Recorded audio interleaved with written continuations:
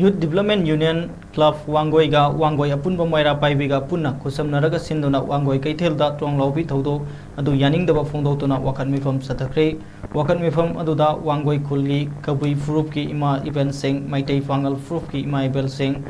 potpham phambi ima event sing yauna punna saruk yake Wakat Mifam adu da misam hatpa yaningde Central Force lotho misam hatpa senaba CRPF battalion ki mathakta Judiciary inquiry tawgadabani Manipur State Police mathau tohalo misam harpa yaningde shu leiriba kuki lanoba sing kulai pairaga koicha chatlanba tawningba tawda tawba ase kudakta thingadabani suda yaudaba sing military crackdown tawgadabani tampakta law and order ningthina ngakuna chalaiba singdana free thariba ase yahloidabani sensitive area oina leiriba singa tainaba mafam singda state force sing thamgadabani haiba chingba thaba placard kaya paiduna Wakat Mifam adu pangthoki Wakat Mifam aduga mari leinana WANGOI APUNBA MEIRA PAIBI gi secretary sagol sem asa leimana phongdorokibada tumningai da sigadabagi saruk pudi kulai pairagal haiba haitaba kapnaba honaraga sibana hena fai nupa thokna pham pairadi nupa thokna thabak tawbiro haiba wafam sing thamke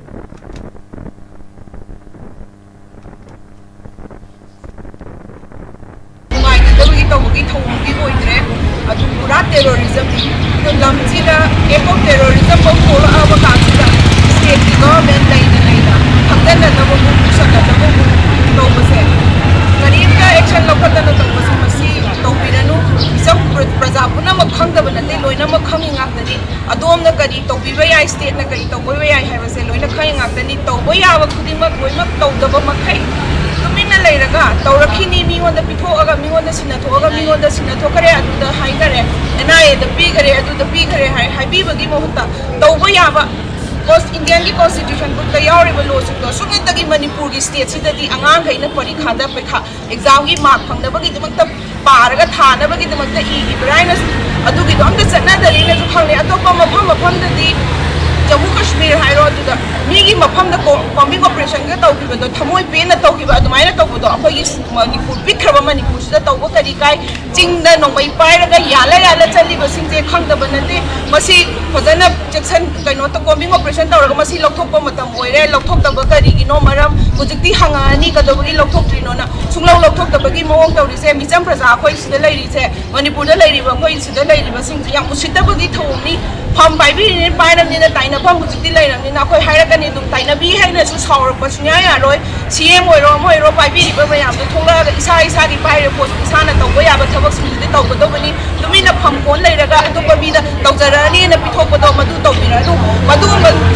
thawongdo matung tana tawra pataragadi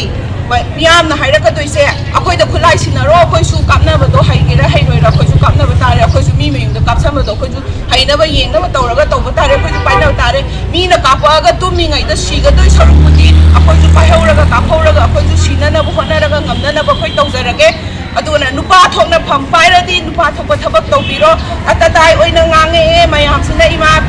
MEIRA PAIBI mayamna ngange haina su saubiraganu media da puthore haina su saubiraganu yamna ka hena thabak tawbagi tabani aduga nungai taba thongdok to thoi haibagi damakta micham prajana nungai taba phongdokgi damakta thomjalubada akhoi military aid pinabagi damakta leiriba force singna onjhallaga kaman amata moina moigi makuta kaman pahan biri se karigino masi yamna niyom chumde akhoi ju khangi moina kayamu yamna tawba ya de karamba henba thabak paikhatpa ya de se loina khamnari ngakani moina hekta kanamtagi order yaudana hekta nomai onjhallaga kapaga dobunate kariguma nungai tanna phongdoga pendabado kholaw laribado onjhallaga khoida nomai kapsalakpa masi thawomje masina ahanba sunate matung tana masung oje tholak taragadi hoi akhoi su nongmai ma poino pidar akhoi gomdari khoi gi sidagi di isai su dagi leijarama kholamba leiba khoma loima khongat kare mi gi dana khongate duga apha sophisticated weapon mayam duna karai chakre no mata phaba su de